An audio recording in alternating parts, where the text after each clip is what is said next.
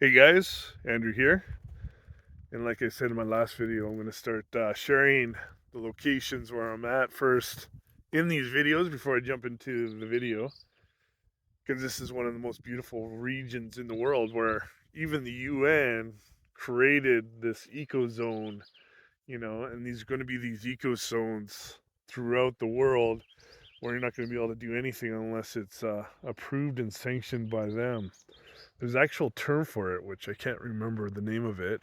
I'll drop it in the description down below, and I'll also start dropping down a description in below these locations so that you can find them yourselves. So I'm on the Bear Creek Road, which is just down below over there, and Bear Creek Camp is down below, and you can kind of see the lake down here, and then back here is just tons of backcountry. So if you're in this region, you're about 30 to 40 minutes to a location like this anywhere you go. And that's why people love living here, is because you're in the city, a beautiful, gorgeous city, and then you come out of the city and you come into a place like this. So, what I wanted to talk about today is more of an expansion on what I was talking about last time about Ripple and what is going on and what I've learned since then. And so it is a beast system. And I got a bit of pushback on that because a lot of people think that these blockchains are decentralized. That's not entirely true. They promise to be decentralized, but they're not. And a lot of times they can take that data, that information, and pull it off and then centralize that information. And it really comes down to the governance of that blockchain. And that's why I'm a big, advocate of Holochain and the applications of Holochain, because it's based upon the principles of living systems. And so I've written a blog about that. I've shared about that. I've talked about that. I've even did a video on that. So you can check that out, learn about that, because that to me is the kingdom systems. And that's why I love nature so much. And why I feel like it's such an important part of what we're doing is when we build alongside of God and how He creates, how He designed the universe, then we're going to create living systems. And what are systems? I've said this lots. Systems are the assets that create wealth, right? And so when we align systems with the way God has created them, then that's what's going to create wealth. It's going to create abundance, right? Not only in our own lives, in our families, our marriages, but then also in our businesses. The businesses are going to be an overflow of what we're doing. However, there's the kingdom systems and then there's Babylon systems. And in the Babylon systems, what we're seeing emerge is BlackRock. Well, BlackRock has already emerged. It's a $10 trillion company. And as one of my friends pointed out, it's even owned by other companies, percentages of it, right? So it's really an interesting nuance. So there's three that are really emerging. The big three. There's BlackRock, there's JP Morgan, and then there's Ripple, right? And then obviously there's all these other companies that are also huge.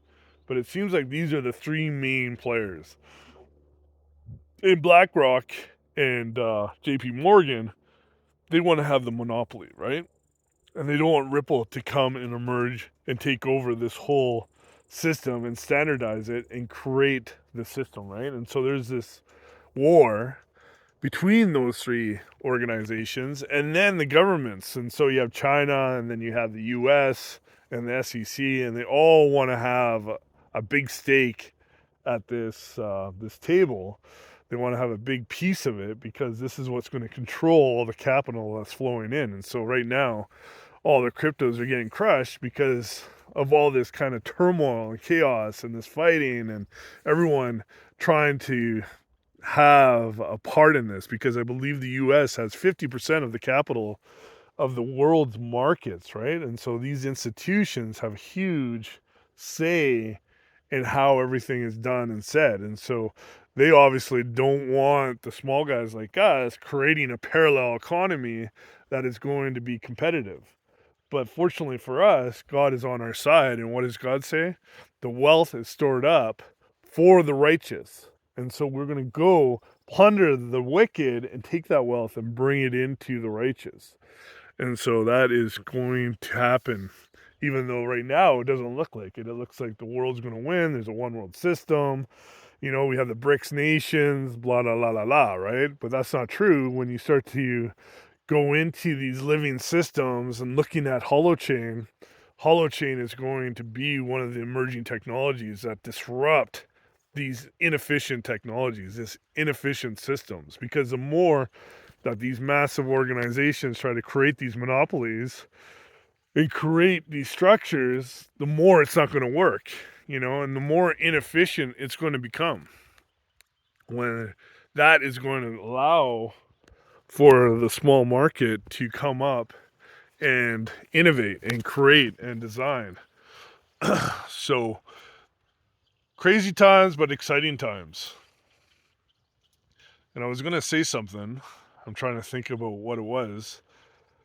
But anyway, so I highly, strongly suggest, even though I am not a financial advisor and I'm not giving you financial advice, I'm not someone that is certified, but this is to train and educate and to innovate and create business wealth systems, right?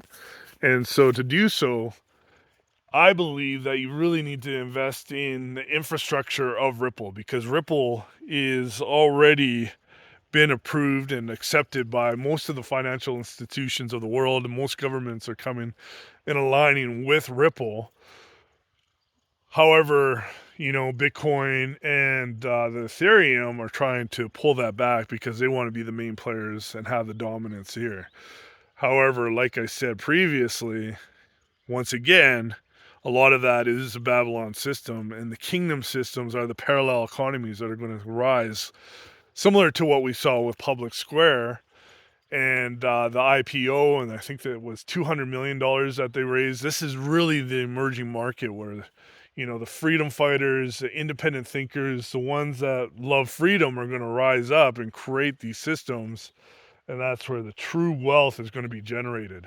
It's not going to be aligned with China or Russia and communism, because those values don't align with capitalism. And sure, for a season, they can become wealthy, they can become rich, but it's not a long-term system that's going to bring long-term wealth and gain, right? Hopefully that makes sense. Most people have got to agree with that. It's like looking at Justin Trudeau. Justin Trudeau's tenure is about to end, right? Because it can only last so long. Those lies, those deceptions, the corruption, it just comes to a point where people are like, they're fed up with it. I was just meeting with a very influential Pakistan man yesterday who has incredible influence in the business world. And he was talking about how Canada shut the door to Saudi Arabia and didn't allow all these Saudi Arabian students to come here. And it's like, what the heck is happening? Why would the Liberals even do that? Why would they even shut the door to that type of entrepreneur, enterprise? Yeah, enterprise. Just crazy. And so that type of confusion, that type of obstinance prevents from cash flow from coming into countries. What was one of the first things Donald Trump did when he went into office? He went to Saudi Arabia and set up a $120 billion deal, right? He knew where the wealth was, And so then Joe Biden comes in, and then what happens? Saudi Arabia is now leaving the US dollar, the petrodollar, and now creating the BRICS dollar, right? And so when you have corrupt players like Joe Biden and these globalist elites, eventually these systems will fall down. And so even though the BRICS dollar is rising and most of the countries are coming alongside of it and aligning with it, most of it is corrupt. Most of it is dark. And so that will eventually fail. It will eventually fall down, right? And something new will arise and take its place. Because that's the way capitalism works. That's the way free markets and enterprise work. So, Ripple for the short-term games, to create that wealth, to create the ability to leverage yourself into this parallel system. It's like a bridge. We need to use this as a bridge into the new economy into the promised land. It's almost like the Egyptians or the Israelites leaving Egypt and taking their wealth to help them prepare for the season ahead to get into the promised land. And similarly, right now we're in a place where that promised land, like Holochain, is still in, its Holofield is in alpha program, and they just came out with beta program with the actual application. So it's still being developed. It's still being matured.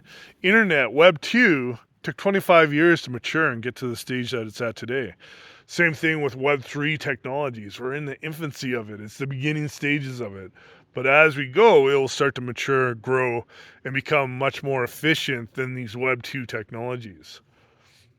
So, if you have any questions, any concerns, any ideas, would love to hear from you and connect with you. And once again, I'll pin these places in the descriptions below. And then check us out on marketedge.pro.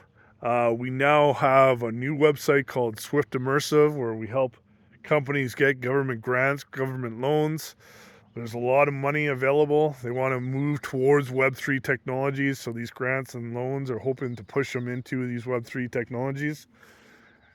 And lots of other great and awesome things going on. So would love to hear from you, love to connect with you.